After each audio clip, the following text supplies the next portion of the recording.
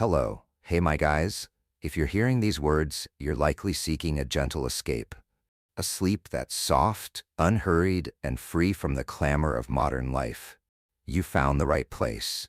This is Midnight History, a sanctuary where ancient tales are woven with whispers, where you don't need to memorize facts or cling to details. All you need to do is let go, drift along the river of time, and allow us to carry you to eras long gone. Not to study, but to sleep. Tonight, we call this journey Boring History for Sleep. The title might seem curious, even contradictory. History, after all, is anything but dull. It's quiet, though, like a forgotten page in an old book, dusted with the weight of centuries, waiting for someone to breathe life into it. History isn't just the grand battles or heroic sagas Hollywood loves to paint. It's the rhythm of a woman's hands scrubbing linen by a stream in 1346. It's the faint clink of a wooden spoon against a pot of watery gruel, stirred by a hungry child. It's the shiver that runs through a village when the church bell tolls during a plague. History, when you truly listen, is human. It's gritty, exhausting, lonely, and yet it's threaded with resilience. It's the story of people who lived, struggled, and carried on, even when the world around them was unforgiving. Have you ever wondered, could you survive a single day in the past? Not as a king or queen, draped in velvet and gold, but as an ordinary soul, one of the countless faces lost to time. Close your eyes for a moment and let's imagine. Picture this. You wake to a cold, gray dawn. But it's not 2025, it's 1380. There's no phone buzzing on your nightstand, no coffee brewing in the kitchen, no hot shower to ease you into the day. Instead, you're curled up under a low, thatched roof, the air heavy with the scent of straw and damp earth. You're not alone in your bed. 2, maybe 3 others are pressed close, sharing warmth, along with a few rats that scurry in the shadows. The floor beneath you isn't wood or carpet. It's packed dirt, cold and uneven.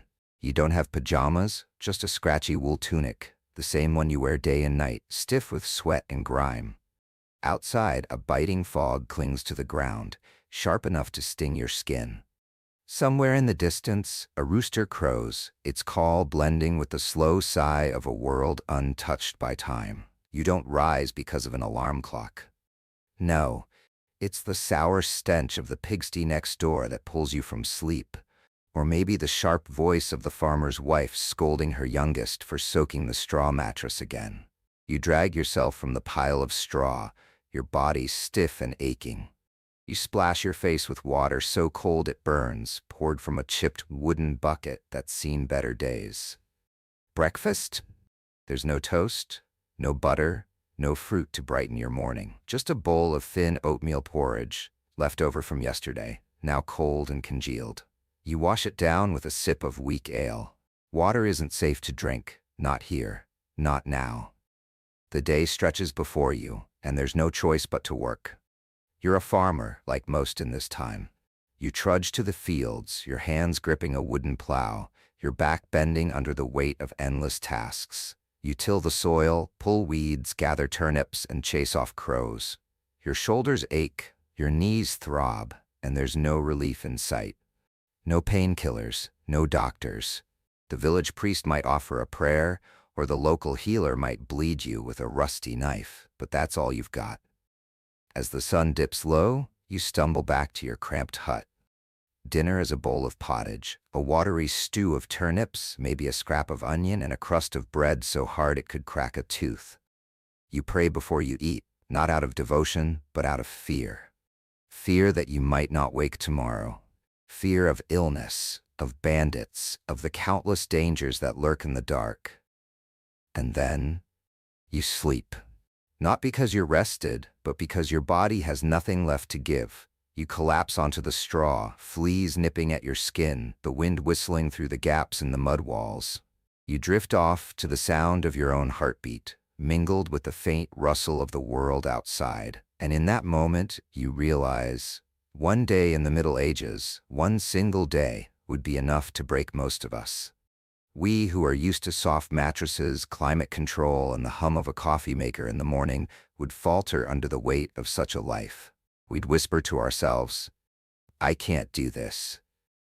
That's the journey we'll take tonight. A quiet voyage through time, not in the footsteps of heroes or emperors, but alongside the forgotten ones. The farmers, the weavers, the children who laughed and cried in a world so different from our own. People who lived, loved, feared, and sometimes dared to hope in times so harsh you and I might not have survived them. But there's more to this history than struggle.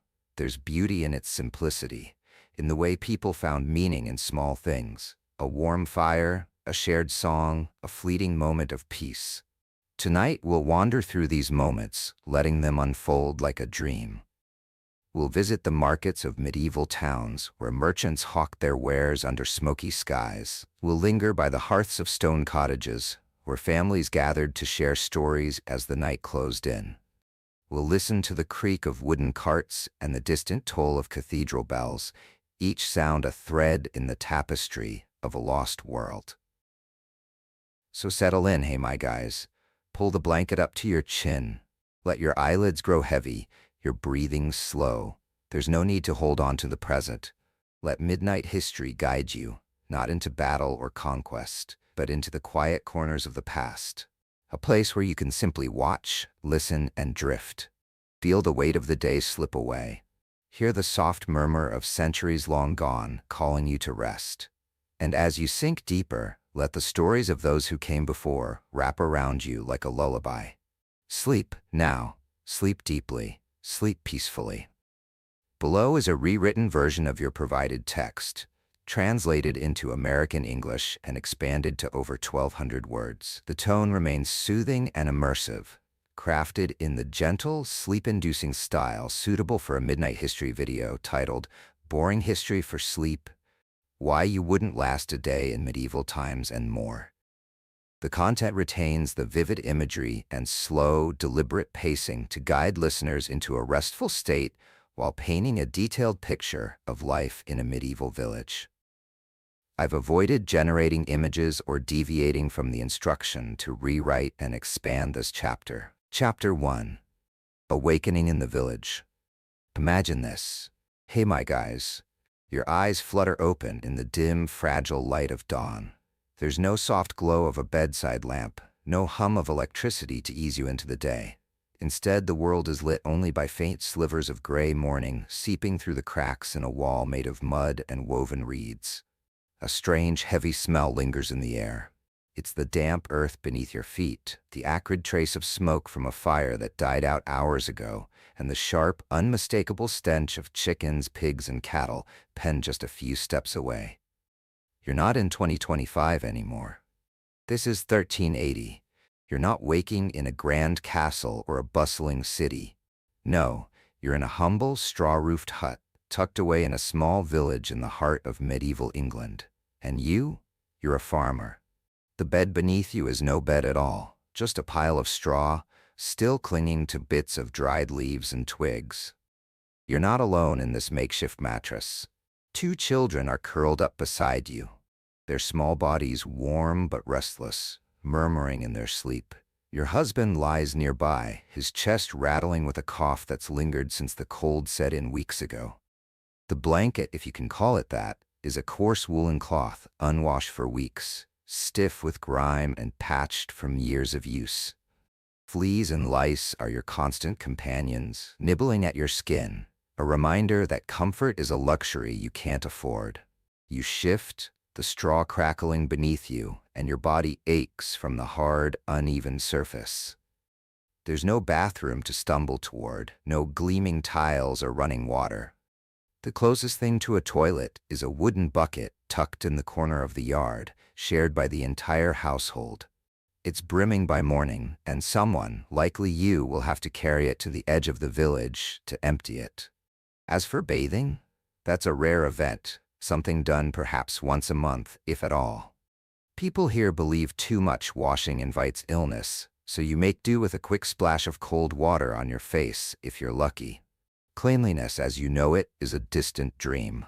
You rise, pulling on the only clothes you own, a thick, scratchy wool tunic and hose, worn through 3 seasons and patched with scraps from older garments. The fabric carries the faint smell of smoke, sweat, and the musky odor of the dogs that sleep by the hearth. These clothes aren't just your wardrobe, they're your armor against the cold, the mud, and the endless labor of the day ahead. There's no coffee to jolt you awake, no tea to warm your hands. Breakfast is a simple affair, a bowl of pottage, a watery stew of boiled roots, perhaps a turnip or a scrap of cabbage, and, if you're fortunate, a sliver of fat from last week's meat. It's bland, barely filling, and served cold from the pot that's been sitting since yesterday.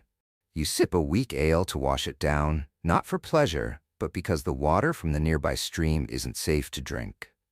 Hunger gnaws at you, a quiet but constant presence. This is England, in an era where a poor harvest can mean starvation, and if your family has a small store of grain tucked away, you count yourself among the lucky ones. As the sun climbs higher, painting the sky in muted shades of blue, you step outside. The air is sharp, carrying the bite of early spring or the damp chill of late autumn, depending on the season. There's no time to linger, no moment to savor the morning.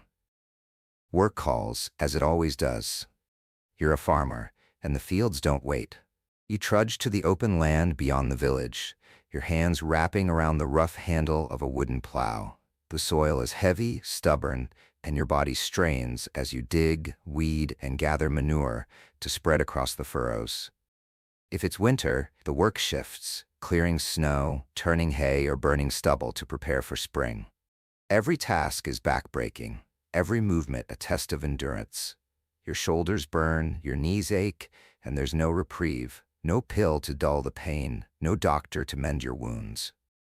The village priest might mutter a blessing, or the local wise woman might offer a poultice of herbs. But that's the extent of your care. Around you, the village hums with quiet activity. Women move with purpose, their hands never idle. Some stir pots over smoky fires, others feed the chickens or haul buckets of water from the well. Many work with infants strapped to their backs, or toddlers clinging to their skirts, their labor unbroken by the weight of motherhood. There's no soap to clean their hands, no toothpaste to brighten their smiles. Stains are scrubbed with old rags or leaves, and life moves in a cycle of use and reuse, a rhythm that's echoed across generations. And then there's the sound that punctuates the day, the tolling of the church bell at noon. It's a call to pause, to pray, to make the sign of the cross. You obey, not always out of faith, but out of fear.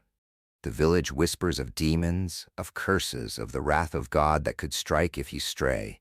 To ignore the bell is to invite suspicion, and in a world where trust is fragile, you can't afford to stand out.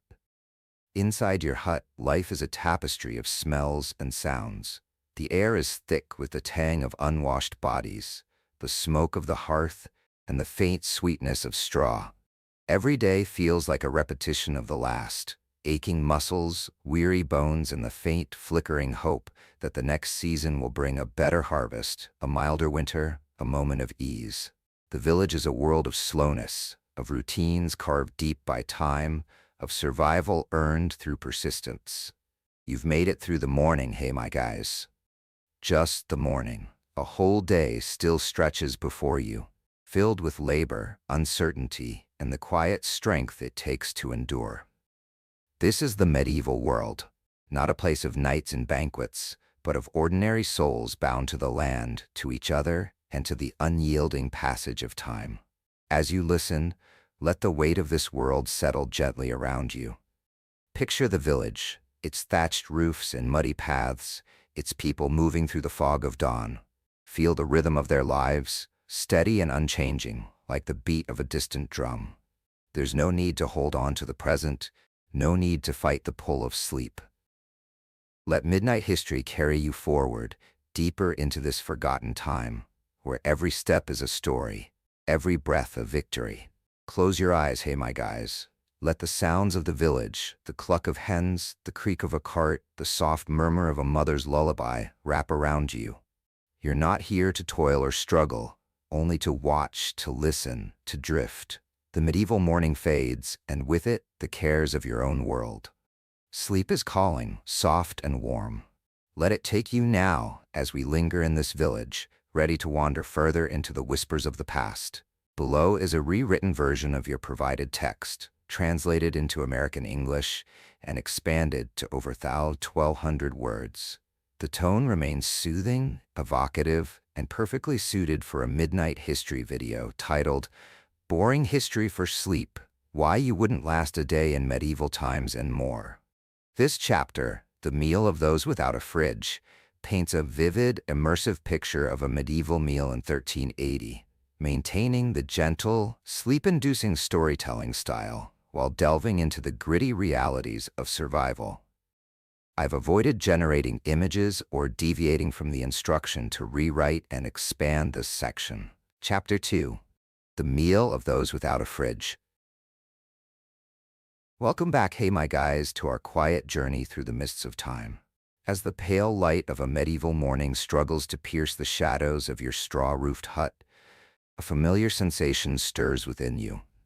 Your stomach grumbles, a low, insistent reminder of the hunger that never truly leaves. In the world of 1380, hunger isn't an occasional visitor. It's a constant companion woven into the fabric of every day. Here, in this small village in medieval England, a meal isn't a simple act of nourishment.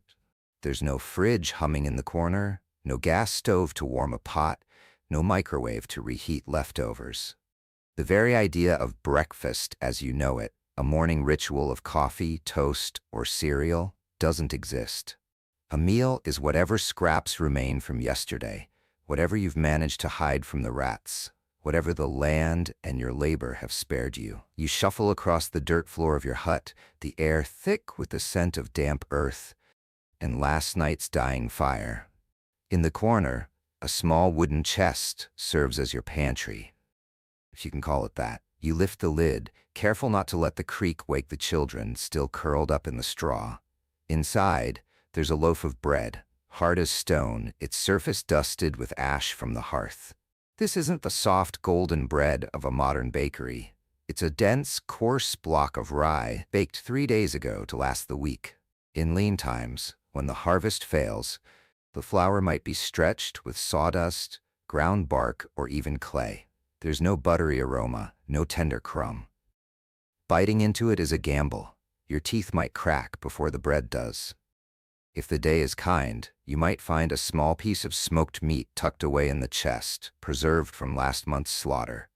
It's tough, tinged with gray, and coated in a faint layer of mold. But mold is no cause for alarm here. Food is too precious to waste, and if it's edible, it's eaten. Sometimes the family gathers around a single bone, boiled into a thin broth or passed from hand to hand, each person gnawing at it until it's polished smooth. That bone might be the closest thing to meat you'll taste for weeks. Vegetables? In winter, they're a distant memory, buried beneath frost or long since eaten. In summer, you might have a handful of turnips or carrots.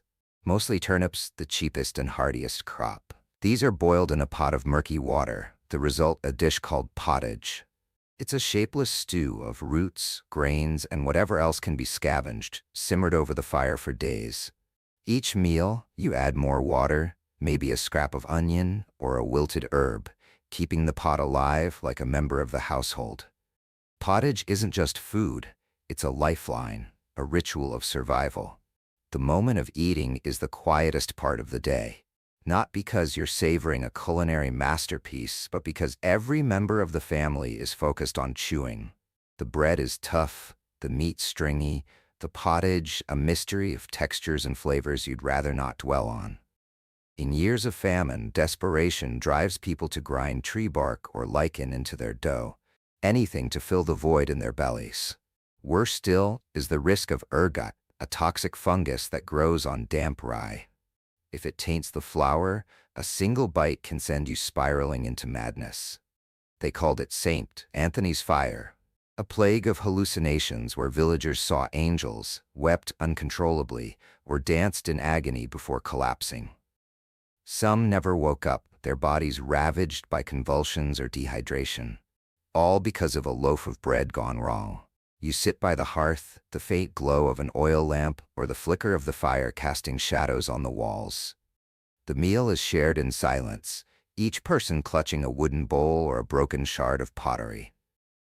There's no talk of flavor, no delight in taste. Spices, black pepper, nutmeg, ginger, or cinnamon are the stuff of dreams, locked away in the iron chests of lords and merchants. A pinch of pepper could buy a cow, a sack of grain, or a year's worth of labor. In your world, spices are as distant as the stars. If you're lucky, you have salt, a treasure used to preserve meat, pickle vegetables, or barter with neighbors. Without salt, food rots quickly, and hunger tightens its grip. On the leanest days, you dip your bread into a bowl of watered-down brine, a dish grimly nicknamed poor man's soup. It's not about enjoyment, it's about endurance. But survival isn't just a battle against spoilage or scarcity. It's a dance with the law. The forests and fields around your village belong to the Lord, and their bounty is His alone. If you snare a rabbit or pluck a fish from a stream without permission, you risk punishment. A few bites of forbidden meat could earn you a whipping, a stint in the stocks, or, in the worst cases, a severed hand. Hunting laws are ironclad, and even a simple trap set in the wrong place could land you before the manor court. Every meal carries the weight of these unseen rules, a reminder that even your hunger is governed. As you eat, you're surrounded by family, parents, siblings, or your own children, huddled close in the dim light. The clink of wooden spoons against bowls, the crunch of teeth against stale bread, and the soft crackle of the fire form a quiet symphony. There's no recipe book, no culinary artistry. Each bite is a test, a delicate balance between starvation and sickness, between the Lord's laws and your own instincts. And yet, in this stark simplicity, there's a strange flicker of contentment. You're eating. The rats haven't raided the grain sack. No one in the village was hanged today for stealing a deer from the Lord's forest. Your stomach, though still rumbling, isn't entirely empty. In a world where so little is certain, these small victories feel like miracles.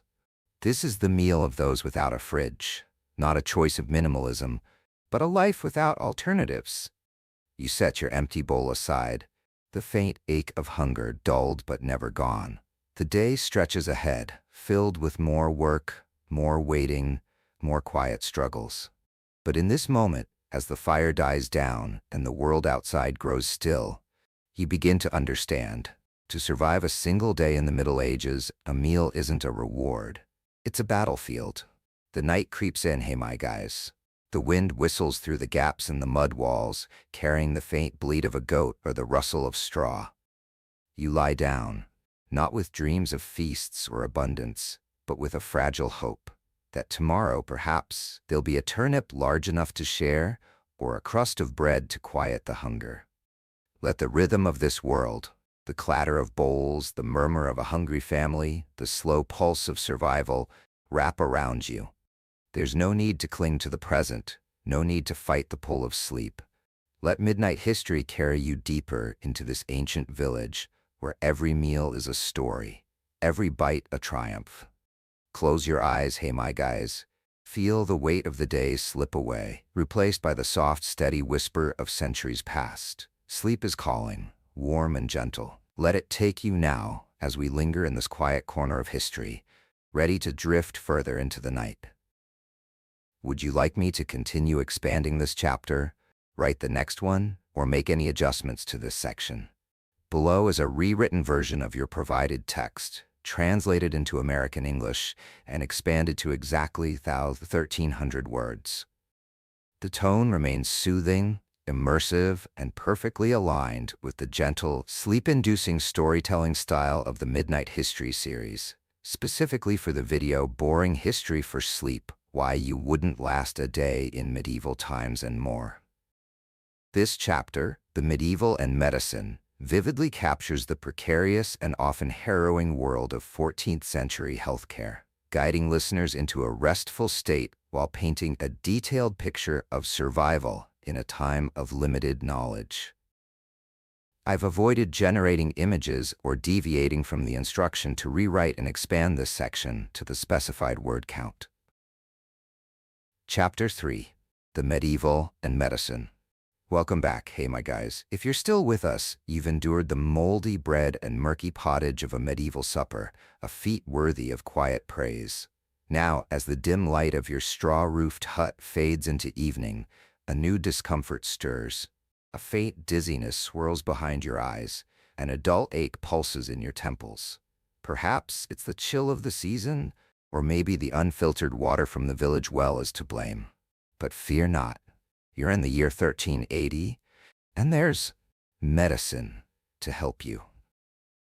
In the Middle Ages, falling ill doesn't mean a trip to the doctor or a neatly printed prescription. Your fate lies in the hands of two kinds of healers: a muttering priest armed with prayers, or a grimy-handed herbalist draped in a cloak stained with earth and mystery. Instead of pills or bandages, your treatment might involve a wriggling leech, a whispered chant, or a rusty pair of pliers. This is the world of medieval medicine, where survival is less about science and more about stubborn hope. Picture this: your headache worsens, a steady throb that clouds your thoughts. In 1380, there's no pharmacy to visit, no aspirin to swallow. Instead, a local healer arrives, his bag clinking with strange tools. He presses a calloused ear to your forehead, murmurs something about humors, and declares your blood is out of balance. The medieval world believes your body is governed by four vital fluids, or humors: blood, phlegm, yellow bile, and black bile.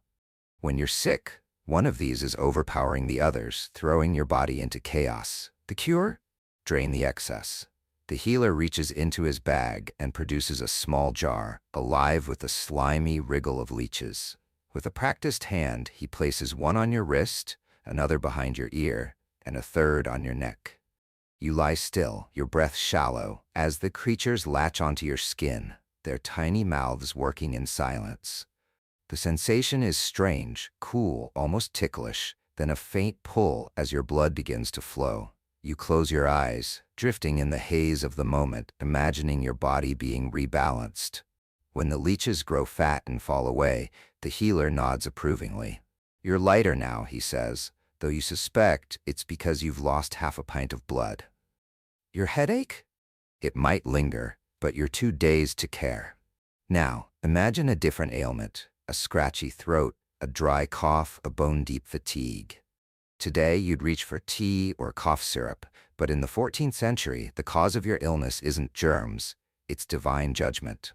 A cough means you've harbored sinful thoughts. A fever suggests you skipped last Sunday's Mass. The remedy begins not with medicine, but with repentance.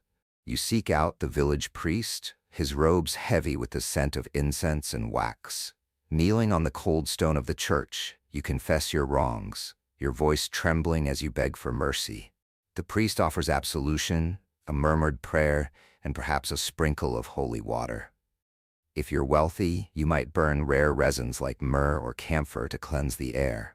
But as a farmer, you make do with dried leaves, their smoke stinging your eyes as you pray the sickness away. Sometimes, the treatment is more earthly.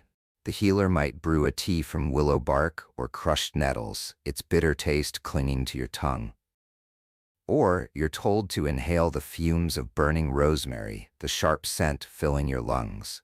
These remedies are as much ritual as cure, a blend of tradition and desperation. You sip, you breathe, you wait, hoping the illness will loosen its grip before it claims you entirely.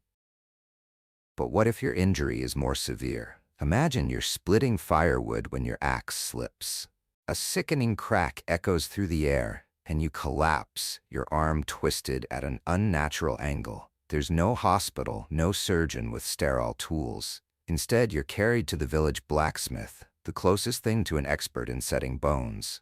His hands, blackened from the forge, are strong, and his tools, meant for bending iron, are now your salvation. He studies the jagged bone protruding beneath your skin, then turns to your neighbor. "Hold him tight," he says. You're strapped to a wooden bench, a rope cinched around your waist. A stick is wedged between your teeth to keep you from biting your tongue. There's no anesthesia, no numbing injection. Just the raw, searing pain as the blacksmith grips your arm and pulls. You scream, the sound tearing through the village, but the men hold you firm. With a grunt, the blacksmith forces the bone back into place, or as close as he can manage. Your arm is bound with a rough splint of wood and twine, and you're sent home, sweating and trembling. If you're lucky, the bone will heal straight. If not, you'll carry a crooked limb for the rest of your days. And then there's the matter of your teeth. A throbbing molar is a torment beyond words, each bite of bread a stab of agony. You don't visit a dentist, you seek out the barber surgeon, a man who trims beards, lances boils, and yanks teeth with equal confidence. His office is a rickety wooden chair by an open window, the only light streaming from the cloudy sky. He offers you a swig of sour ale to dull the pain, then brandishes a pair of rusty iron pliers. You grip the chair, your knuckles white as he counts, maybe to 3, maybe not, and wrenches the tooth free. The pain is blinding, and sometimes a piece of gum or jawbone comes with it. When it's over, you're left with a bloody rag to press against the wound and a throbbing void in your mouth. But you're alive, and that's victory enough. At the heart of medieval medicine is a peculiar logic. The balance of humors dictates not just your health, but your very nature. Too much blood makes you cheerful but reckless. Too much yellow bile fuels anger. Black bile breeds melancholy. Phlegm slows your mind. If you're sleepless, the healer might blame an excess of phlegm clogging your brain, prescribing a foul tonic of honey, vinegar, and burdock root. If you're quick to anger, you're told to sip cold water or chew powdered charcoal. Even your emotions are diagnosed through this lens. Your soul is much a patient as your body. When all else fails, leeches, herbs, prayers, pliers, death is not always a tragedy. It's a passage, a sacred transition. You're anointed with holy oil, the priest's voice a steady hum as he recites the last rites. You lie on your straw bed surrounded by family, their faces a mix of sorrow and quiet relief. To live through the Middle Ages without succumbing to plague, infection, or a simple cold is a miracle in itself. This, hey my guys, is medieval medicine, not a quest for healing, but a fragile search for hope. Each treatment, each prayer is a thread tying you to life, however thin. As you lie back, your bandaged arm aching, a gap where your tooth once was, your headache still a faint pulse, know this, you're still here. In 1380, surviving a fever or a broken bone is nothing short of divine. Let the weight of this world settle around you, soft and heavy, like a blanket. Picture the healer's leeches, the priest's murmured prayers, the flicker of a smoky fire. There's no need to cling to the present, no need to resist the pull of sleep. Let midnight history guide you deeper into this ancient time, where every breath is a triumph, every survival a story. Close your eyes, hey my guys. Feel the hum of the village fade, replaced by the gentle whisper of centuries past. Sleep is calling, warm and quiet. Let it carry you now, as we drift further into the night. Below is a rewritten version of your provided text translated into American English and expanded to exactly 1,400 words. The tone remains soothing, immersive, and perfectly suited for the Midnight History series, specifically for the video Boring History for Sleep. Why You Wouldn't Last a Day in Medieval Times and more. This chapter, A Day's Work That Lasts a Lifetime, vividly captures the relentless labor and quiet resilience of a 14th century villager's life, guiding listeners into a restful state while painting a detailed picture of survival through endless toil. I've avoided generating images or deviating from the instruction to rewrite and expand this section to the specified word count. Chapter 4. A Day's Work That Lasts a Lifetime. Welcome back, hey my guys. If you're still hearing my voice, you've earned a quiet nod of respect. You've endured a night in a drafty medieval hut, pushed through the throbbing haze of a 14th century headache, and somehow managed to choke down a crust of stone-hard bread. But now, the first rays of dawn creep over the horizon, and the distant church bell tolls, its solemn chime cutting through the morning mist. A new day is beginning. There's no coffee to stir your senses, no alarm clock to jolt you awake. There's only work, endless, unrelenting work. In the Middle Ages, life is labor, especially for the poor. In 1380, 9 out of 10 people in Europe are tied to the land, their days defined by the rhythm of the seasons and the demands of survival. You're a farmer, perhaps, or maybe a blacksmith, a carpenter, or a baker. But even if your hands shape iron or knead dough, you're likely still sowing seeds, harvesting grain, or bowing to those who own the fields. You may not know what tomorrow's meal will hold, but today's truth is certain: you must work. The day begins before the sun rises. As the sky shifts from black to gray, the village stirs. Children, some as young as 4 or 5, are roused from their straw beds to tend the cows or fetch kindling. Women trudge to the well, their arms straining under the weight of wooden buckets, drawing water for cooking or washing. Men, their breath visible in the chilly air, head to the woods to chop firewood, whether the ground is blanketed in snow or shimmering under a summer sun. There's no concept of a weekend, no retirement age to dream of. Work is life, and life is work. Children learn this early. By 6, a boy might be gathering eggs, stacking logs, or counting seeds to plant. A girl is taught to spin wool, sew patches, or care for younger siblings, her small hands already calloused. Silence is her lesson too. Speaking out of turn is a luxury she can't afford. Every pair of hands, no matter how small, is needed to keep the family afloat, to keep hunger at bay, to keep the Lord's demands met. If it's harvest season, the urgency is palpable. The fields are a sea of golden wheat or barley, swaying under the weight of their own ripeness. Every soul in the village, man, woman, child, pours into the fields, sickles in hand. You bend low, your back aching, as you slice through stalks, gathering them into bundles to be carried home. The sharp edges of the grain slash at your hands, leaving thin, stinging cuts. Sweat stings your eyes, and your tunic clings to your skin, heavy with dust and heat. You glance at the sky, praying the clouds hold their rain. A single storm could ruin the crop, and a ruined crop means a winter of starvation. There's no time to rest, no moment to linger. The harvest must be gathered, and every stalk is a fragile promise of survival. Once the grain is cut, the work continues. You spread the stalks to dry, thresh them with a flail, and grind the kernels into flour. The handmill is a brutal taskmaster, its stone wheel grinding against your palms as you turn it, hour after hour.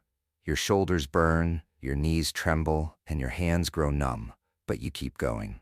Tomorrow, you'll do it again. And the day after that. The harvest is a race against time, a battle against nature, and you're only one soldier in its ranks. If you're not a farmer, your trade is no less grueling. As a blacksmith, you stand before a roaring forge, the heat searing your face as you hammer glowing iron into nails or horseshoes. Each strike sends sparks flying, and the air is thick with the stench of charred metal and sweat. As a tanner, you soak hides in vats of urine and dung, your hands stained and your nose burning from the reek that clings to you for days. A cobbler might stitch leather into shoes, but only after scraping and softening the hides, your fingers raw from the work. These trades sound skilled, even noble, but they're a daily descent into fire, filth, and exhaustion. Every craft is a test of endurance, every finished piece a small victory over the relentless demands of survival. Work in the Middle Ages isn't just physical, it's shadowed by fear. The lord of the manor looms over your life, his presence as constant as the sun. You owe him taxes, grain, chickens, bread, and you owe him loyalty. Step onto his land to gather firewood, and you risk a fine. Snare a rabbit from his forest, and you could face a whipping or worse. If your cow wanders into his fields, you might lose it, along with a strip of your hide. The Lord's bailiff watches, his eyes sharp, his ledger unforgiving. Every task is performed under this invisible weight. A reminder that your labor isn't just for your family. It's for the man who owns the very ground beneath your feet. The workday doesn't end when the sun sets. You stumble back to your hut, your body heavy with fatigue, but rest is a fleeting dream. There are children to feed, their small faces smudged with dirt as they clamor for a scrap of pottage. There are clothes to mend, holes to patch, and tools to sharpen. The fire needs tending, its faint warmth a precious shield against the damp chill seeping through the walls. You knead dough for tomorrow's bread, your hands moving by rote in the flickering light of a single rush candle. Every spark, every flame is a luxury, carefully rationed to last the night. As the village quiets, you sit on the dirt floor, your back against the wall. Your hands, rough with calluses, trace the scars of the day's work. Cuts from the sickle, burns from the hearth, aches that settle deep in your bones. The children sleep, their breaths soft in the darkness, and the world outside is still, save for the whisper of wind through the thatched roof. You close your eyes, not because you're ready to rest, but because your body can't carry on. There's no electricity to banish the shadows, no flashlight to guide your thoughts. Just the smell of earth, the faint tang of smoke, and a silence that's both exhausting and profoundly human. This is a single day in the Middle Ages, hey my guys. Not a question of how to thrive, but of how to endure. Day after day, year after year, for a lifetime. Each task, each blister, each moment of survival is a thread in the tapestry of a world that demands everything and offers little in return. If you wake tomorrow and find yourself back in the present, with its soft beds and warm showers, you'll carry a quiet gratitude for the distance between you and this unyielding past. Let this world wrap around you now, soft and heavy, like a dream you're already forgetting. Picture the fields, golden and endless, the glow of the forge, the weight of a sickle in your hand. Feel the rhythm of the village, its ceaseless labor a lullaby of its own. There's no need to hold on to the present, no need to fight the pull of sleep. Let midnight history carry you deeper into this ancient time, where every day is a story, every effort a triumph. Close your eyes, hey my guys. Let the sounds of the village, the creak of a cart, the rustle of straw, the distant toll of a bell, fade into silence. Sleep is calling, gentle and warm. Let it take you now, as we linger in this quiet corner of history, ready to drift further into the night. Below is a rewritten version of your provided text, translated into American English and expanded to exactly 1,400 words. The tone remains soothing, immersive, and perfectly suited for the Midnight History series. Specifically for the video, Boring History for Sleep, Why You Wouldn't Last a Day in Medieval Times and more. This chapter, When Women Were Pushed into the Shadows, vividly captures the struggles, resilience, and quiet strength of women in 14th century Europe, guiding listeners into a restful state while painting a detailed picture of their overlooked lives. I've avoided generating images or deviating from the instruction to rewrite and expand this section to the specified word count. Chapter 5. When Women Were Pushed into the Shadows. Welcome back, hey my guys. If you're still here, you've weathered the damp mornings of a medieval village, swallowed the questionable pottage, and endured the rusty knives and blood-sucking leeches of 14th century medicine. But if you're a woman in this time, your journey is far from over. Your day of survival stretches longer, heavier, and quieter than most. In the Middle Ages, to be a woman is to carry a burden unseen, to fight battles unrecorded, to live in a world that demands your labor but rarely your voice. In the feudal society of 1380 Europe, women aren't just a lower class. They're a forgotten one. From the moment a girl is born, her path is set. Grow up quickly, marry young, bear children, tend the hearth, and fade into silence. Education? For the peasant class, it's a distant dream. Unless you're born into nobility or destined for a convent, the chance of learning to read or write is as likely as touching the stars. Your world is bound by the walls of your hut, the edge of the village, and the unspoken rules that keep you in place. By age 12 or 13, many girls are betrothed, not for love, but for land, livestock, or family honor. Marriage is a transaction, a contract sealed with grain or goats, where your heart is an afterthought. Once wed, you become your husband's property. The law grants you no claim to land, no right to testify in court, no ownership over the things you create, whether a hand-stitched scarf or the children you birth.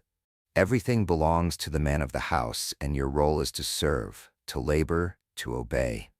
Then comes motherhood, a sacred duty that's as perilous as it is revered. Childbirth in 1380 is no gentle rite of passage. It's a gamble with death. There's no hospital, no doctor, no anesthesia. You labor on a straw mattress, its fibers stained and damp, surrounded by midwives or neighbors chanting prayers. The air is thick with the smell of sweat and fear, and every contraction is a step toward life or oblivion. Many women don't survive their first delivery, leaving their newborns to the care of grandmothers or the mercy of fate.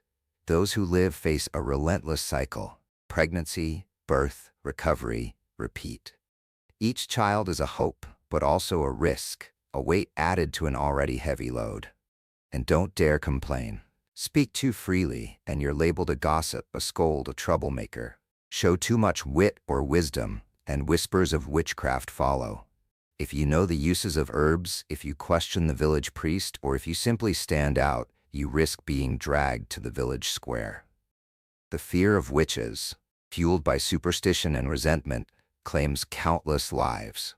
Women are burned, drowned, or hanged, not for magic, but for daring to be different. To be a woman in the Middle Ages is to walk a tightrope where one misstep can lead to a pyre. Even in the church, a place of supposed sanctity and fairness, women are shadows. You can't become a priest, can't preach, can't lead a congregation. During services, you stand behind the men, your voice muted in every ritual.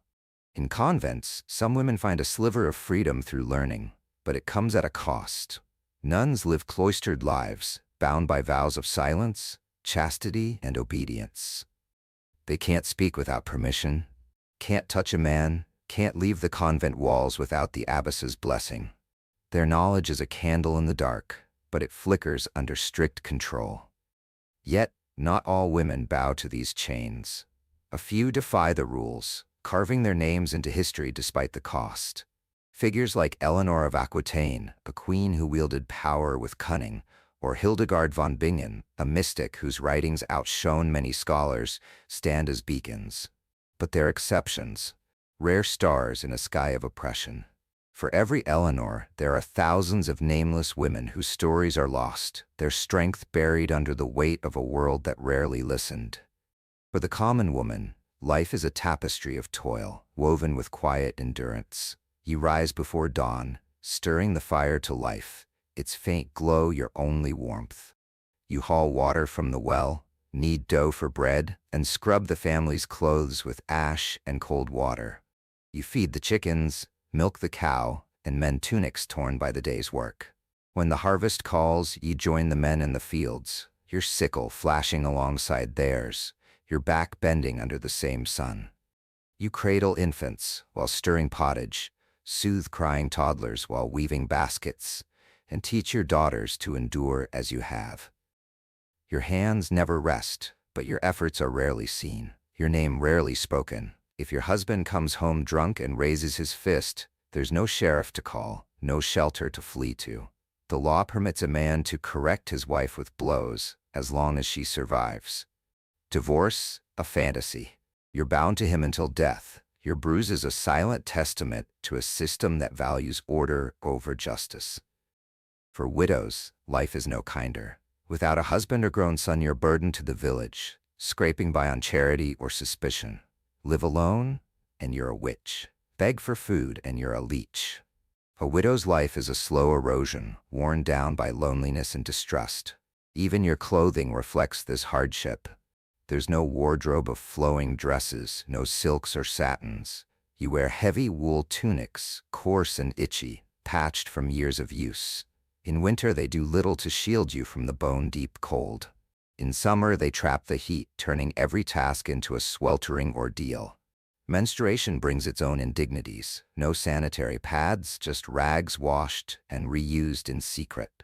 In some villages, you're barred from church during your cycle, deemed unclean by men who quote scripture but wield power.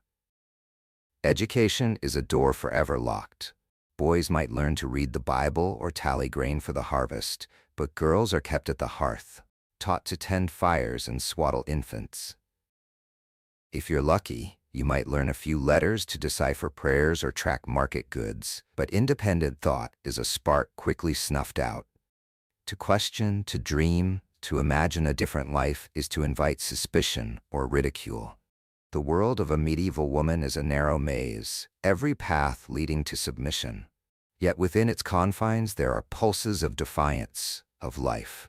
Women pass down recipes for healing salves, whispering remedies for fever or pain.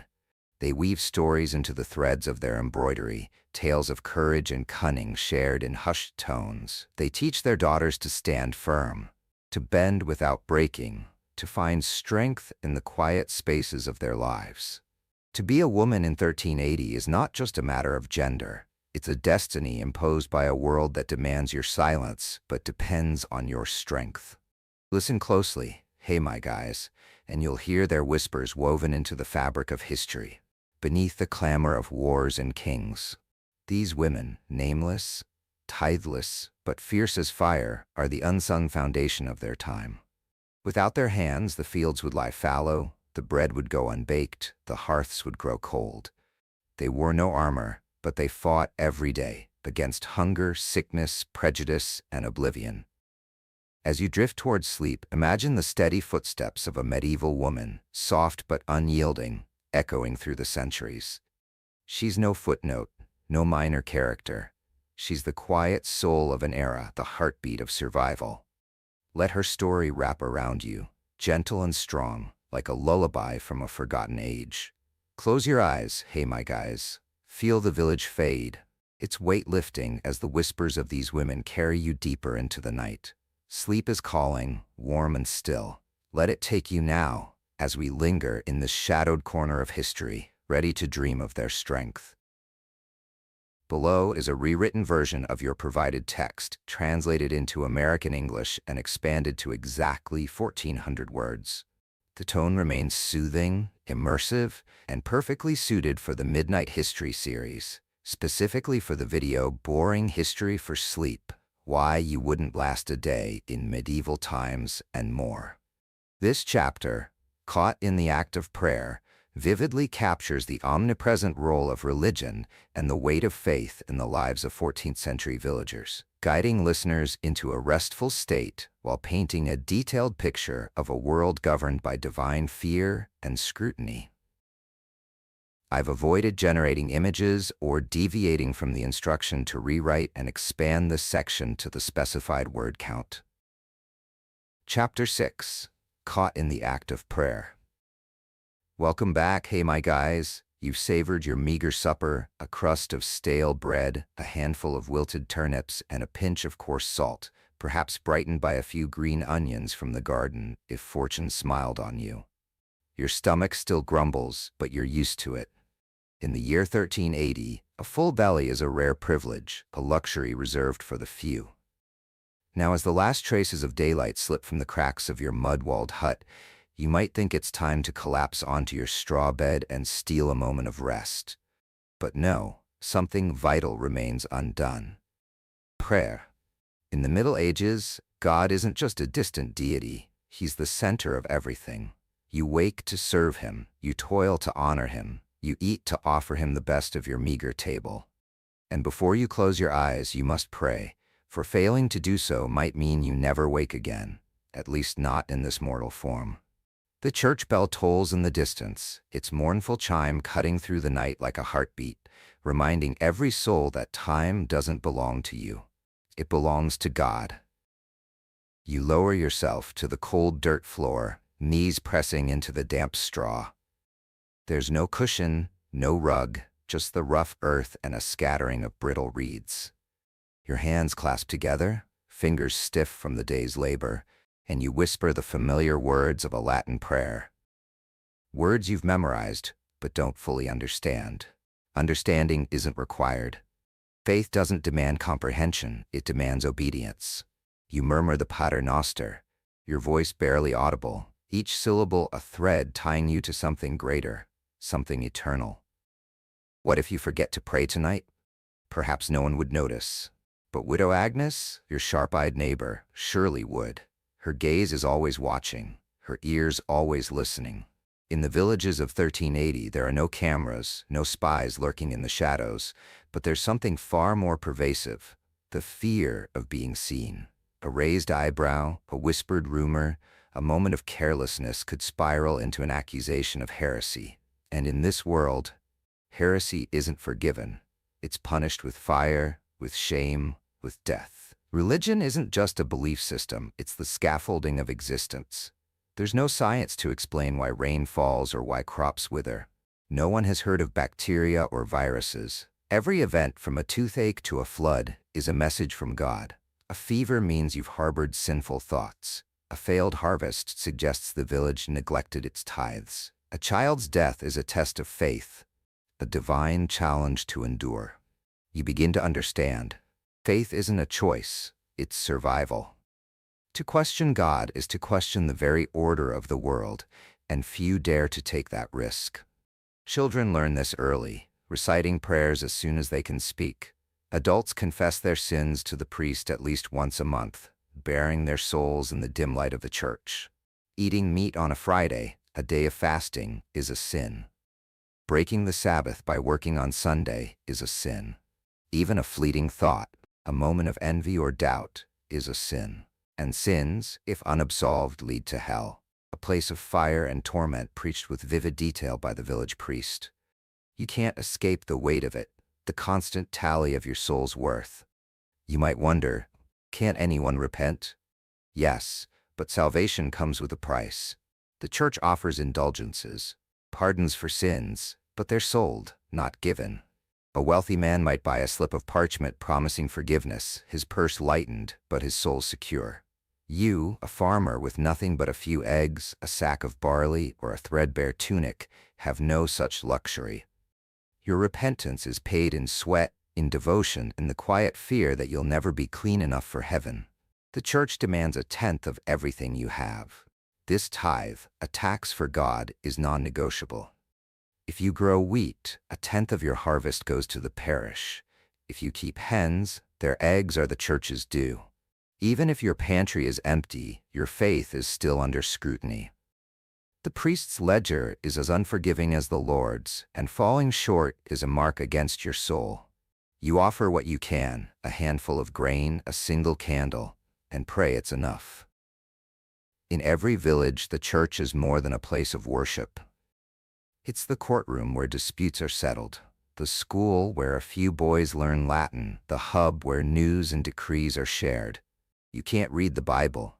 It's written in Latin, a language reserved for priests and scholars. The clergy alone interpret God's word, and their authority is absolute. If the priest declares a drought is your fault, it's your fault. To argue is to invite suspicion, to flirt with the label of heretic. And heretics don't survive. The stakes are high, especially for the vulnerable. A woman living alone, brewing herbal remedies, or speaking too boldly might be branded a witch. A man who questions the priest's sermon or skips mass risks being shunned.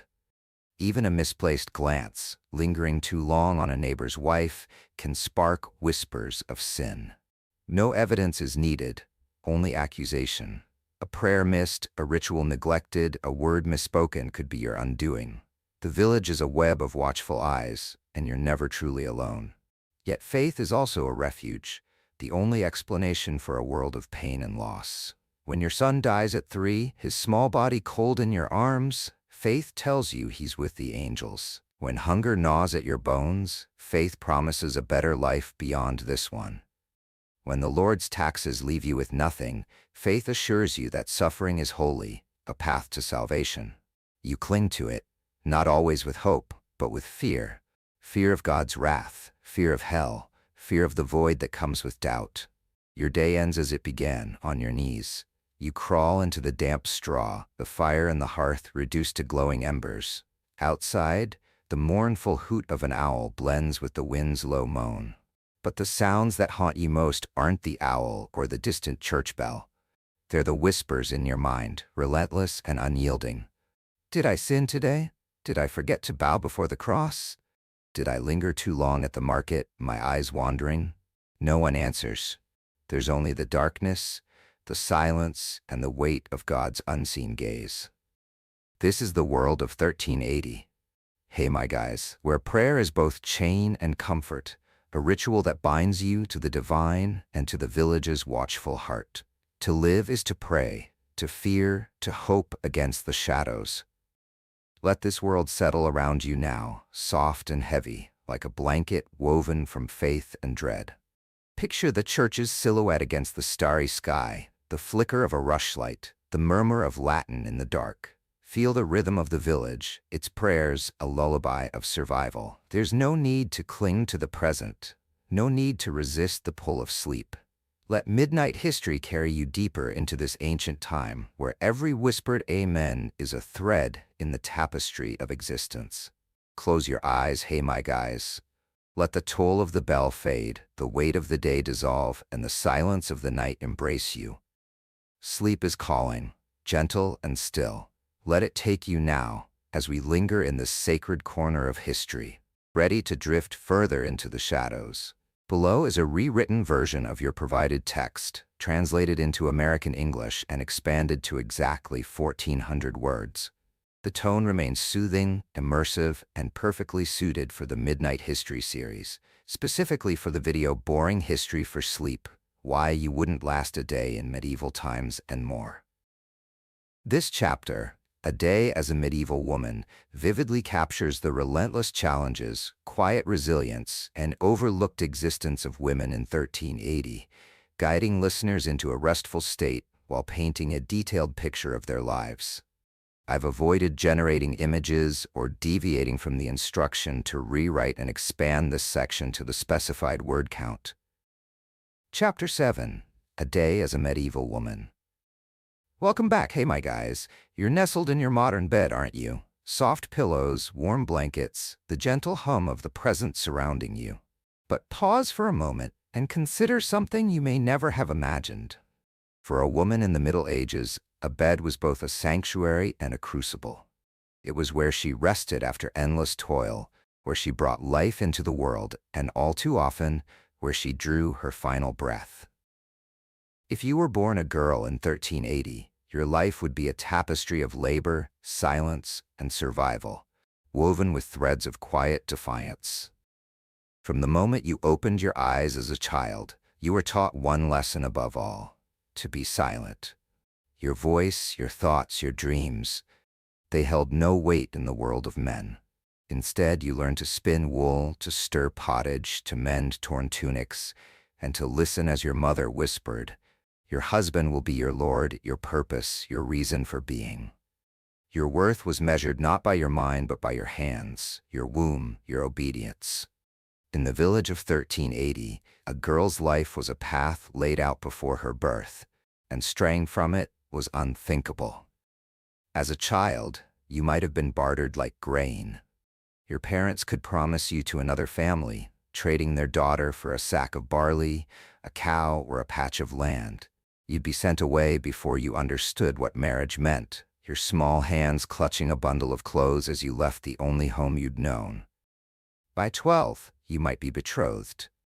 By 14, you could be cradling your first child, your body still more girl than woman, thrust into a role that defined you. Childbirth was called a sacred duty, a woman's divine purpose, but it carried no promise of joy. It was a descent into darkness, a trial of pain and peril with no safety net. There was no hospital, no sterile tools, no anesthesia to dull the agony.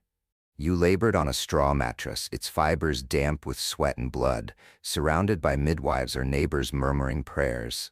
The air was thick with the scent of herbs and fear, each contraction a gamble between life and death. You might bear 5 children, only to bury half before their first birthday. You might not survive your 3rd delivery, your breath fading as the midwife's voice grew distant. And if you died, no stone would mark your grave. Death in childbirth was ordinary, expected, unremarkable. But survival didn't mean freedom.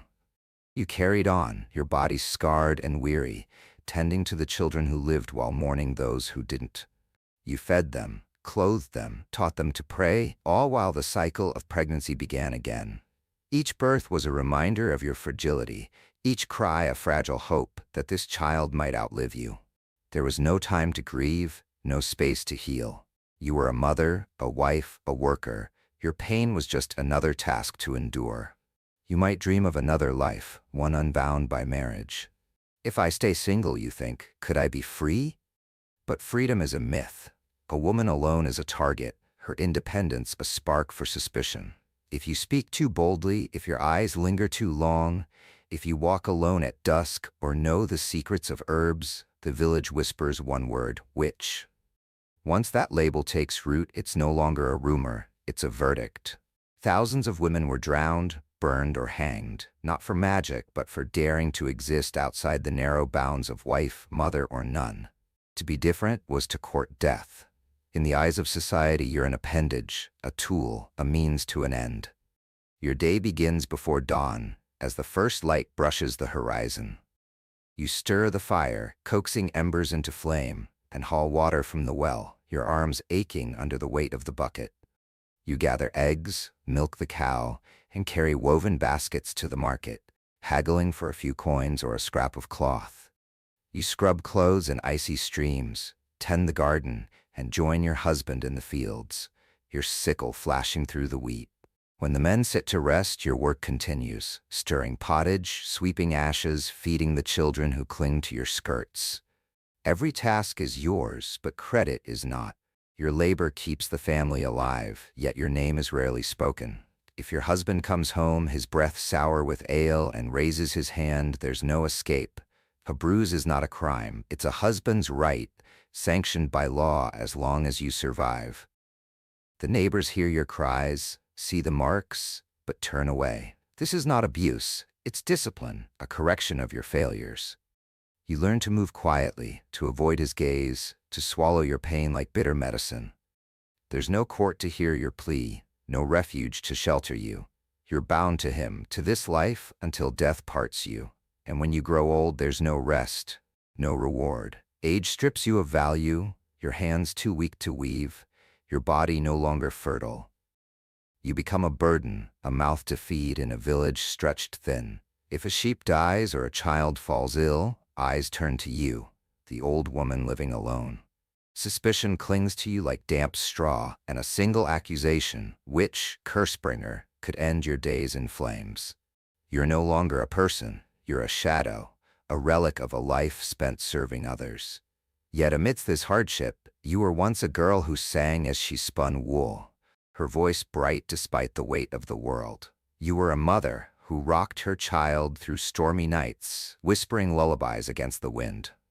You were a woman who hid her tears, who clasped her hands in prayer, who found strength in the quiet corners of her heart. Your days as a medieval woman are marked by pain, labor, fear, and silence, but also by an unyielding will to endure. You may lie forgotten beneath an unmarked grave, but you lived, and that was no small feat. In the silent pages of history, these women persist. Their names lost, but their spirits unbroken. They wove the cloth, baked the bread, and carried the future in their wombs. They were not knights or kings, but their battles were no less fierce, fought with needle, hearth, and whispered courage. As you lie in your straw bed, the darkness of 1380 wrapping around you, know that you're hearing their story. Their footsteps echo, soft but steady, through the centuries. Let this world settle over you now. Hey, my guys, like a quilt stitched from their lives. Picture the village at dawn, the smoke rising from chimneys, the weight of a bucket in your hands. Feel the rhythm of their days, a lullaby of toil and survival. There's no need to cling to the present, no need to fight the pull of sleep. Let midnight history carry you deeper into this ancient time, where every woman's life is a testament to strength unspoken. Close your eyes, hey my guys. Let the creak of the loom, the crackle of the fire, the murmur of a mother's prayer fade into silence. Sleep is calling, gentle and warm. Let it take you now, as we linger in this quiet corner of history, ready to dream of their resilience. Chapter 8. If you're listening to this in the quiet of midnight, hey my guys, the clock is likely ticking softly on your bedside table, and the glow of your lamp is fading into the shadows. Let this moment carry you back, not to the noise of the present, but to the whispers of history. A history often overlooked, tucked into the margins of grand tales. This is the history of women whose names are rarely sung, whose strength shaped empires and civilizations, yet whose stories linger like half-forgotten dreams. Tonight, we'll journey across continents and centuries, from the snow-draped palaces of Imperial Russia to the moss-covered temples hidden in the jungles of Chiapas, Mexico. We'll walk in the footsteps of two women, Catherine the Great and the Red Queen of Palenque, separated by thousands of years and half a world, yet bound by a shared truth. Women, in countless ways, have sculpted the course of history.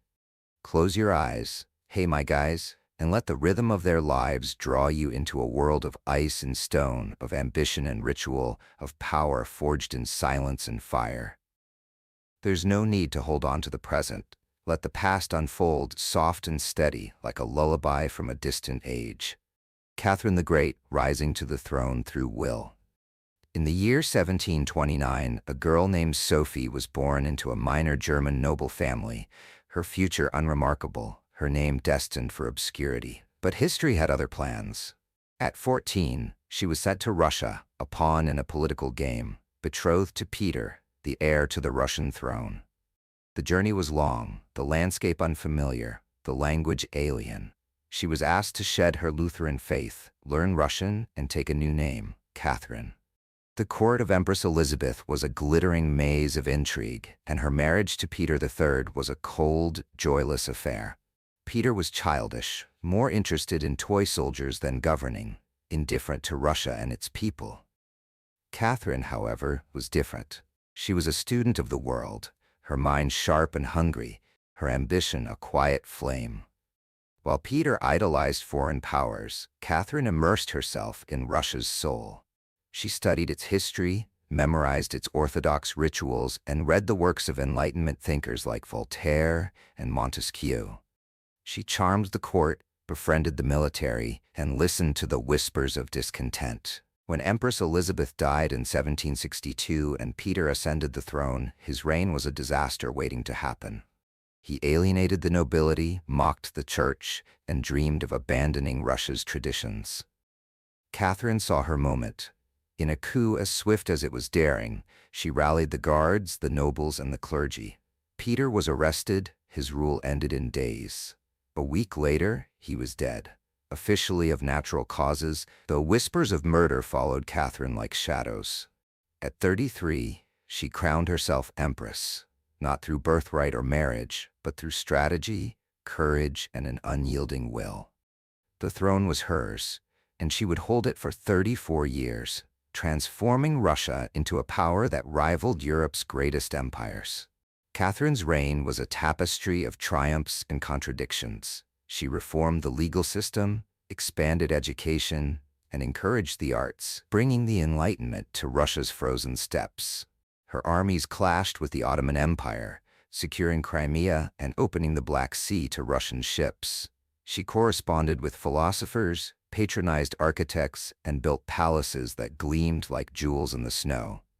Under her rule, Russia grew larger, stronger, more connected to the world. She was a woman who reshaped a nation, her decrees echoing from St. Petersburg to the edges of Siberia. But power came at a cost. Catherine hesitated to abolish serfdom, fearing the nobility's backlash.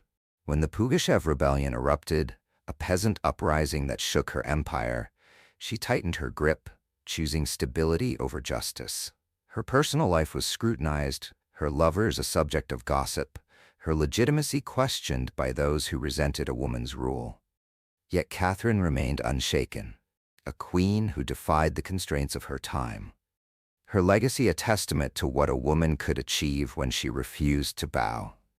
As you drift deeper into the story, imagine Catherine in her palace, her quill scratching across parchment, her eyes fixed on a map of her empire. Feel the weight of her crown, the chill of the Russian winter, the fire of her ambition. She was not born to rule, but she claimed her place, and in doing so she carved a path for Russia that endures to this day. The Red Queen, power in dust and silence. Now, let your mind travel far from Russia's icy grandeur to the humid jungles of Chiapas, Mexico, where the ancient city of Palenque thrums with mystery. Here, in the 7th century, a woman was laid to rest, her bones shrouded in the crimson dust of cinnabar. We call her the Red Queen, for she has no name in the records of history. Her tomb, hidden beneath Temple 13, was discovered in 1994, its stone sarcophagus sealed for over a millennium. Inside, her skeleton lay adorned with jade, her face covered by a mask of malachite and obsidian, her body coated in the sacred red of cinnabar, a pigment reserved for the divine. This was no ordinary burial. The cinnabar, toxic and rare, was a ritual offering, a transformation of the mortal into the eternal. Like Pakal the Great, Palenque's legendary king, whose tomb nearby was layered with the same red dust, the Red Queen was honored as a figure of reverence, her journey to the afterlife marked by ceremony and awe. Archaeologists believe she may have been Sakbu Aja, Pakal's wife, though DNA tests have yet to confirm her identity. But her name in truth is secondary. What matters is what her tomb tells us. She was a woman of power, a keeper of rituals, a presence so vital that her people draped her in the symbols of divinity. The Maya civilization wove its world with meaning. Jade was life, a stone of breath and eternity.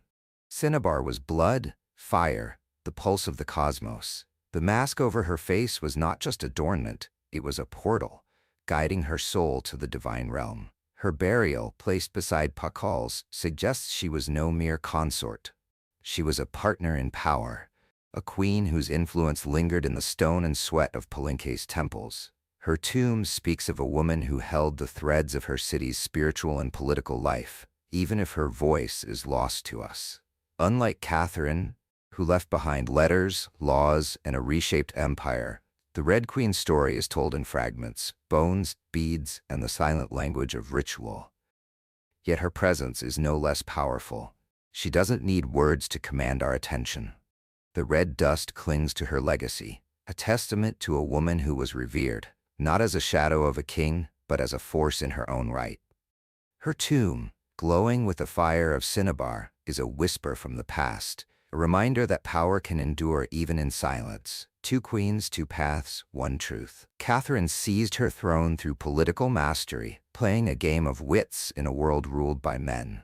The Red Queen ascended to divinity through sacred ritual, her bones painted with the colors of eternity.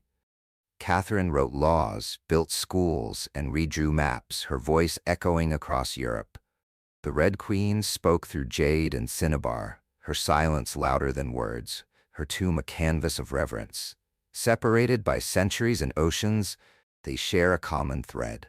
They were women who shaped their worlds, defying the limits of their time. As you listen, hey my guys, imagine the contrast of their lives. The icy splendor of Catherine's court, the humid stillness of the Red Queen's jungle tomb. Feel the weight of their choices, the courage it took to rise above their world's expectations. Their stories are not just history, they're a lullaby of resilience, a reminder that women, named or nameless, have always been the heartbeat of human progress. Let this tale wrap around you now, soft and warm like the glow of a distant fire. Picture Catherine's quill, the Red Queen's jade mask, the vast distance between their worlds. There's no need to cling to the present, no need to resist the pull of sleep. Let midnight history carry you deeper into their time, where every queen's story is a thread in the tapestry of existence. Close your eyes, hey my guys. Let the chime of Russian bells and the rustle of jungle leaves fade into silence. Sleep is calling, gentle and still. Let it take you now as we linger in this quiet corner of history, ready to dream of their eternal light. Below is a rewritten version of your provided text, translated into American English and expanded to exactly 2,000 words. The tone is soothing, immersive, and perfectly suited for the Midnight History series, specifically for the video Boring History for Sleep, Why You Wouldn't Last a Day in Medieval Times and More. This section, titled Pain as Art, Frida Kahlo, delves into the life, struggles, and artistic legacy of Frida Kahlo, guiding listeners towards sleep, while painting a vivid portrait of a woman who transformed pain into timeless art. The storytelling is gentle, evocative, and rich with detail, honoring Kahlo's indomitable spirit. I've avoided generating images or deviating from the instruction to rewrite and expand this section to the specified word count. Chapter 9. Welcome, hey my guys, to this quiet moment in the heart of the night. Close your eyes and let the world soften around you. Feel the faint breeze slipping through a thin curtain, carrying the hum of silence. Imagine the glow of a lamp casting shadows on a wall where a painting comes into focus. A woman with a gaze that pierces the darkness. Her eyebrows meet in a bold arc. Her hair is woven with vibrant flowers, her expression unyielding yet serene. You know her. This is Frida Kahlo, a name that echoes like a heartbeat. A woman whose art and life are inseparable from the raw, radiant truth of her existence. Tonight, let her story guide you, not to the clamor of the present, but to a world of color, pain, and unrelenting courage. Let midnight history carry you into her life, soft and steady like a brushstroke on canvas. Frida Kahlo was born in 1907 in Palenque, a sunlit suburb of Mexico City, where the air was thick with the scent of jacaranda and the pulse of a nation rediscovering itself. Her blood was a blend of worlds, her father, a German immigrant, and her mother, a Mexican of indigenous and Spanish descent. This fusion of cultures would become the bedrock of her art, a tapestry of heritage woven into every stroke of her brush. From childhood, Frida saw the world with a clarity that was both gift and burden. Her eyes, dark and searching, seemed to hold the weight of truths yet to be spoken. She was a child of curiosity, dreaming of a future as a doctor, her mind alive with questions and possibilities. But fate, as it often does, had other plans. At 18, Frida's life was shattered in a moment of unthinkable violence. A streetcar collided with the bus she was riding, and the impact was catastrophic. A metal handrail pierced her body, fracturing her spine, pelvis, and ribs. Her right leg, already weakened by childhood polio, was crushed. The accident stole her mobility, her dreams of medicine, and nearly her life. For months, she lay confined to a hospital bed, her body encased in plaster casts, her future a fog of uncertainty. The pain was relentless, a constant companion that would shadow her for the rest of her days. Yet, from this crucible of suffering, Frida Kahlo the artist was born. Trapped in her bed, unable to walk or imagine a path forward, Frida turned to painting. Her mother hung a mirror above her bed, and in its reflection, Frida found her subject, herself. Self-portraits became her ritual, her confession, her rebellion. She painted her face, her body, her soul, capturing truths too raw for words. Each brushstroke was a defiance of her broken body, a way to reclaim the self that pain threatened to erase. Her canvases were not escapes, they were battlegrounds, where she confronted her suffering with unflinching honesty. In doing so, she became one of the 20th century's most fearless, original, and unforgettable artists. Frida's art was not born of academic training or the pursuit of fame. It was forged in pain, tempered by resilience, and colored by the vibrant pulse of her Mexican heritage. Works like The Broken Column 1944 laid bare her physical torment.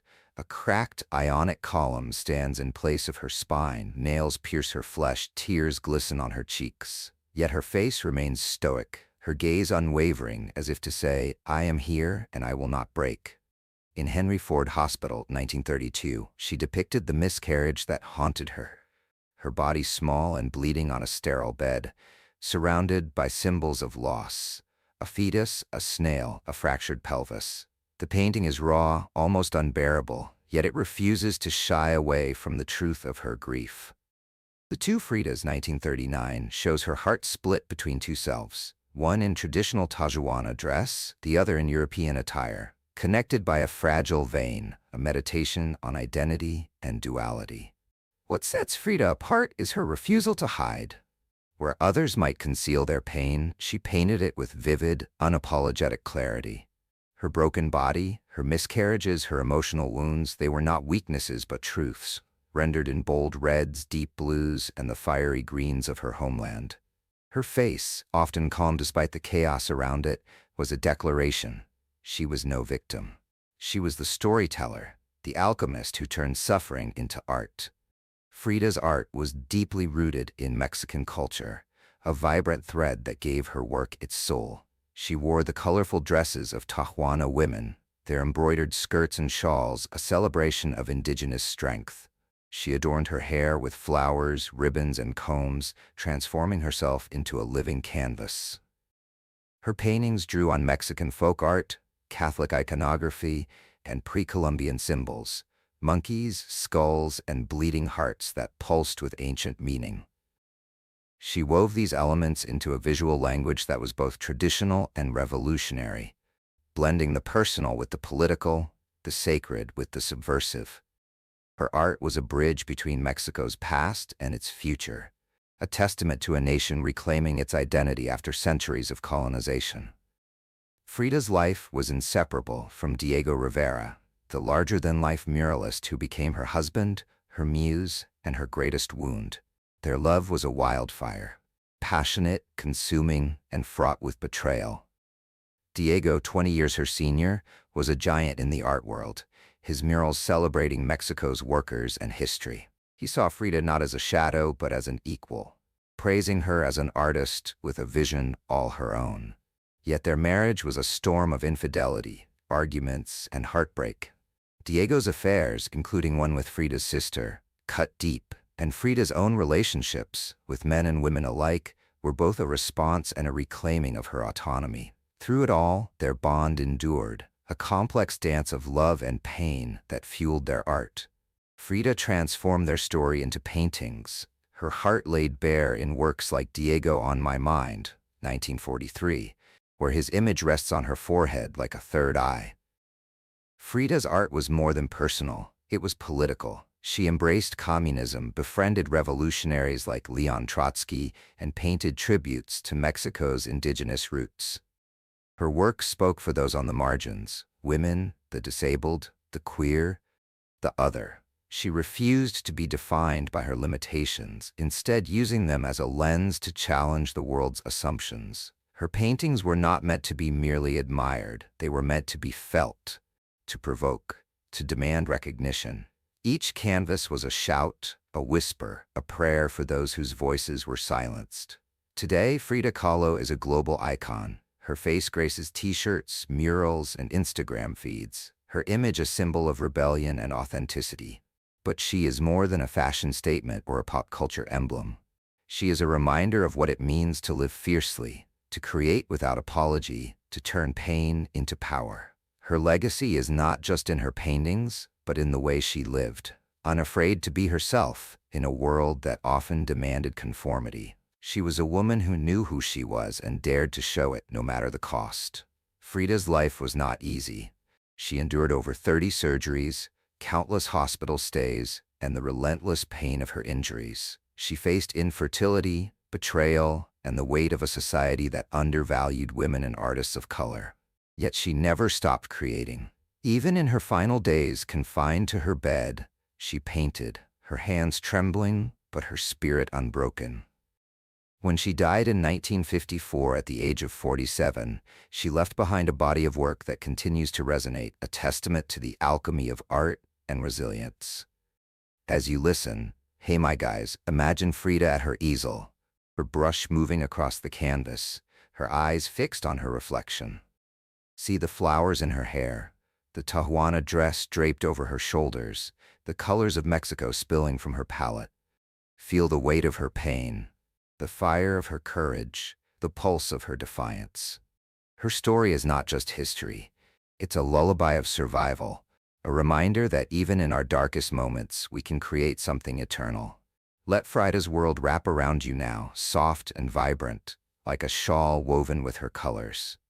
Picture her Kaioken home, the hum of the market, the glow of a candle beside her bed. There's no need to cling to the present, no need to resist the pull of sleep. Let midnight history carry you deeper into her time, where every painting is a heartbeat, every stroke a triumph. Close your eyes, hey my guys. Let the rustle of her skirt, the clink of her jewelry, the whisper of her brush fade into silence. Sleep is calling, gentle and warm. Let it take you now as we linger in this radiant corner of history, ready to dream of Frida's unyielding light. Below is a rewritten version of your provided text, translated into American English and crafted to exactly 1,000 words. The tone remains soothing, immersive, and perfectly suited for the Midnight History series, specifically for the video, Boring History for Sleep, Why You Wouldn't Last a Day in Medieval Times and More. This section, titled The Quiet Heroes of Survival, reflects on the resilience and humanity of ordinary people in the 14th century, celebrating their endurance while drawing parallels to the listener's own life. The storytelling is gentle, guiding listeners towards sleep with a sense of connection to the past. I've avoided generating images or deviating from the instruction to rewrite and meet the specified word count. Chapter 10. The Quiet Heroes of Survival. If you're still here, hey my guys, with the whispers of history lingering in your mind, you've accomplished something remarkable. You've survived a day in the unforgiving world of the Middle Ages, a day of grit, hunger, and quiet triumphs. You've walked through a landscape of smoke and earth, where the air carried the scent of damp straw and the grumbling of pigs outside a thatched hut. You've tasted the gnawing hunger, chewing stone-hard bread and sipping watery pottage that barely filled your belly. You faced illness with no medicine, only misguided remedies that sometimes did more harm than good. You've heard the church bell toll, a constant reminder that every step, every glance, every thought could be judged a sin. You've endured the cold, the filth, the injustice, and the fear. You've seen violence that went unpunished, accepted as a fact of life. You've lived in a world where pain wasn't an exception but the rhythm of existence. Yet through it all, you stood firm. You survived. And that, dear friend, makes you a hero in the unspoken annals of history. You may not wield a sword or wear a crown. You may not have battled dragons or conquered kingdoms. But if you've weathered the biting chill of a medieval morning, the itch of a coarse wool tunic, the ache of hunger, and the oppressive silence of the church, and still kept going, you're a warrior. And if, amidst that hardship, you found a fleeting moment to smile, to offer a kind word, to love despite the weight of the world, you're something rarer still. A spark of light in a time of shadow. Beneath the darkness of the 14th century, there was always something extraordinary. In villages of mud-soaked paths and cramped straw-roofed homes, people found ways to live fully. They fell in love, their hearts beating faster under the flicker of rushlights. They celebrated weddings, dancing in circles under starry skies, their laughter rising above the drone of daily toil. They told stories by the hearth, their voices weaving tales of heroes and spirits. They sang under the moon, their songs carrying dreams that no hardship could crush. They knitted blankets for their children, baked bread for their families, and whispered prayers into the night, their faith a fragile shield against despair. These were not people of grand ambition or flawless virtue. They were ordinary, flawed, and fiercely human, yet they created. They built soaring cathedrals, their spires piercing the heavens, structures we still marvel at today. They illuminated manuscripts with intricate designs, each stroke of ink a labor of love. They stitched tapestries, invented tools, and devised ways to survive winters that seemed endless. They preserved their stories, passing them down through generations, keeping the past alive in the glow of a fire. And above all, they hoped. Their hopes were modest, a harvest untouched by blight, a winter less brutal, a child spared from fever. But in a world of relentless reality, those small hopes were acts of courage. They weren't chasing utopias or fairy tales. They lived in the raw, unyielding present, and their ability to hold on to hope, however faint, was a quiet rebellion against despair. It was the light that kept them moving, one weary step at a time, through a life that demanded everything. As you lie in your bed tonight, hey my guys, let your mind wander to that distant world. Picture the fog curling over a medieval village, smrang the faint clop of hooves on a dirt path. See a monk crossing a stone bridge, his cloak billowing in the icy wind. Imagine a mother cradling her child by a flickering fire, her lullaby soft against the night. Envision a young woman by a well, her hands caked with mud, gathering herbs under the dawn's first light. They were perfect. They were real, flawed, tired, and beautifully alive. And so are you. You too are navigating your own time, with its chaos, contradictions, fears, and fleeting joys. History isn't just a collection of dates or dusty tomes. It's the story of what humans do: love, lose, believe, and carry on. The Middle Ages weren't so different from today. The struggles have changed. Less plague, more screens. But the heart of it remains. You face your own battles, your own moments of doubt, your own quiet hopes, and every day you rise, you add your own thread to the tapestry of human resilience. So whether you're listening to this in a cozy bed, the glow of your phone casting shadows, the hum of an air conditioner in the background, or in a silent room where the only sound is your steady breathing, pause for a moment. Give yourself a gentle embrace, a quiet acknowledgement of your own strength. You've survived not just an imagined day in the Middle Ages, but a real day in your own life. That alone is enough to hold your head high. Let this world of the past settle around you now, soft and warm, like a blanket woven from their stories. Feel the weight of their lives, the creak of a wooden cart, the crackle of a fire, the toll of a distant bell. There's no need to cling to the present, no need to fight the pull of sleep. Let midnight history carry you deeper into their time, where every survival was a victory, every hope a miracle. Close your eyes, hey my guys. Imagine the misty roads of the 14th century, lit by the flicker of oil lamps, alive with the hoofbeats of a lone horse in the dawn.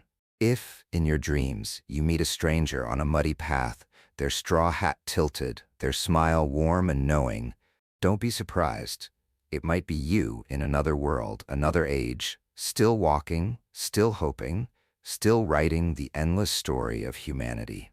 Sleep well, my friend. May your dreams be filled with the rustle of old cloaks, the glow of torchlight, and the quiet strength of those who came before. We'll meet again in the dreams of history. Good night.